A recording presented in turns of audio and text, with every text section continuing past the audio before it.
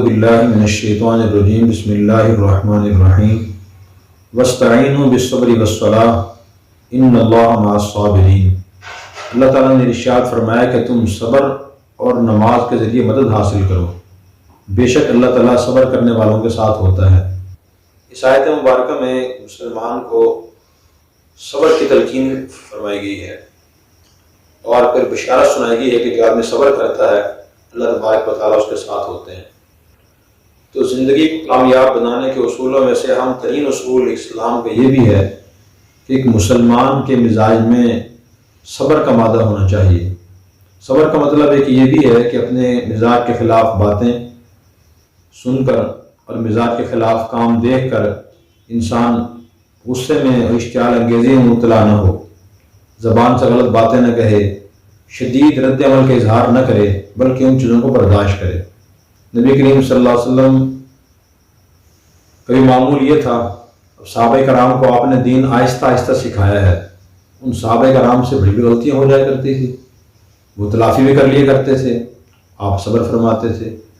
ایک مسلمان مرد کو شور ہونے کی حیثیت سے اپنے مزاج میں صبر پیدا کرنا نہایت ضروری ہے، اور وہ ذہن میں پہلے سے یہ بات رکھے کہ میری بیوی بھی ایک انسان ہے، کوئی فرشتہ نہیں ہے، کوئی پیغمبر نہیں ہے معاذ اللہ، اس میں اچھائیاں بھی ہوں گی برائیاں بھی ہوں گی، اور وہ شوہر صاحب میں بھی ہوتی ہیں، ہر انسان میں ہوتی ہیں سوائے انبیاء علیہ السلام کے، اچھائیاں بھی ہوتی ہیں برائیاں بھی ہوتی ہیں۔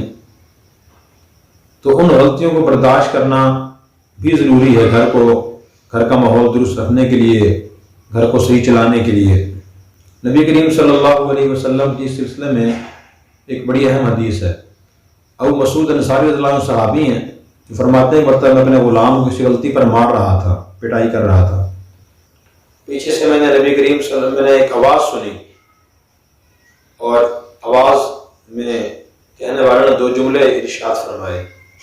ان کا ترجمہ یہ ہے، اے ابو مسعود، جتنا یہ آپ کا مجرم اور گناہگار خطا کار ہے، اس سے بڑے آپ اللہ کے مجرم اور قصوروار ہو۔ نمبر 2، جتنی قدرت اس پر آپ کو حاصل ہے، اللہ تعالیٰ کو اس سے ذرا آپ پر قدرت اس سے ذرا قدرت حاصل ہے۔ تو صحابی فرماتے ہیں میں نے پیچھے مڑ کر دیکھا تو نبی کریم صلی اللہ علیہ وسلم کی آواز تھی، اور آپ یہ بات فرما رہے تھے۔ جیسے میں نے باتیں سنی میں نے غلام کو چھوڑ دیا۔ تو دیکھیں آپ صلی اللہ علیہ وسلم نے یہ باتیں بظاہر تو صحابی رسول کو ارشاد فرمائی ہیں، لیکن ہم سب کے لیے اس میں سبق ہے کہ جب بھی کسی شخص کو بیوی پر، اولاد پر، ملازم پر، ماتحت پر شدید غصہ آئے تو غصہ اس طرح سے آئے گا کہ اس نے فلاں کام کیوں کیا، یہ فلاں کام کیوں نہیں کیا، یہ میرا مجرم قصوروار ہے، اس نے غلط کیا ہے۔ تو اس وقت انسان یہ سوچ لے جتنا میرا مجرم قصوروار ہے، میں اس سے بڑا اللہ کا مجرم قصوروار ہوں۔ کوئی بھی شخص دعویٰ نہیں کر سکتا کہ میں اللہ کے حقوق، اللہ کی اطاعت اور فرمانبرداری 100% کرتا ہوں یا حقوق 100% ادا کرتا ہوں۔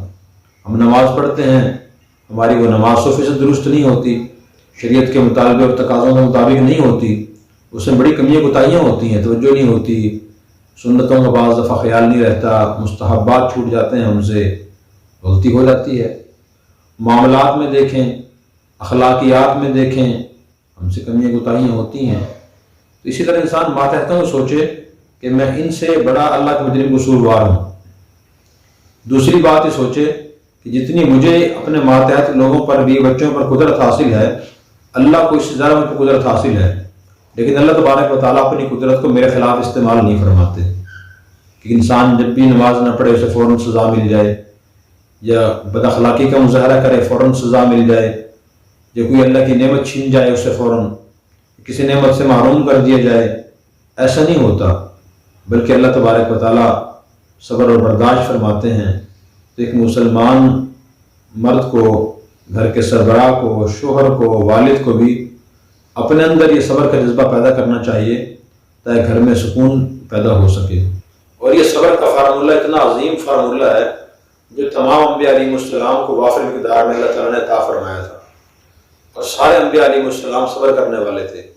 آپ نوح علیہ السلام کے حالات کو دیکھیں کہ نوح علیہ السلام نے 950 سال اپنی قوم کو تبلیغ کی اور ان کو اسلام اور ایمان کی، اللہ کی عبادت اور اطاعت کی دعوت دی، لیکن اس کے بعد نتیجہ کیا ہوا؟ کتنے لوگ ایمان لائے؟ اللہ فرماتے ہیں ما آمن معہ الا قلیل، نوح علیہ السلام پر بہت کم لوگ ایمان لے کر آئے. بعض نے کہا کہ 70، بعض نے کہا کہ 72 لوگ صرف ایمان لے کر آئے. 950 سال کے عرصے میں لوگوں نے بات نہیں مانی. تو ہمارا کام صرف لوگوں کو، بیوی بچوں کو، اپنے ماتحت لوگوں کو دین کی بات اچھے طریقے سے پہنچانا ہے. ہر اچھی بات ان سے منوانا اور پورا عمل درآمد کرانا یہ مسلمان کی ذمہ داری نہیں ہوتی. شفقت اور محبت سے تلقین کرنے کی ذمہ داری ہوتی ہے. کچھ کسی حد تک سختی کی اجازت ہوتی ہے، لیکن 100% میں کرانا ذمہ داری نہیں ہوتی. تو اسی طرح اور انبیاء علیہ السلام کو دیکھیں، نبی کریم صلی اللہ علیہ وسلم کو دیکھیں کہ آپ نے اپنی برادری کے لوگوں کو، دوسرے لوگوں نے دین کی دعوت دی تو اکثر لوگوں نے اس دعوت کو قبول نہیں کیا. یہ اگر نقطہ ذہن میں رہے تب بھی انسان کا غصہ ٹھنڈا ہو جاتا ہے اور اس سے گناہوں پر یا بیوی بچوں کی غلطی کوتاہیوں پر بہت زیادہ ٹینشن اور پریشانی نہیں ہوتی. اللہ تبارک و تعالی ہمیں یہ سنت بھی زندہ کرنے کی توفیق عطا فرمائے.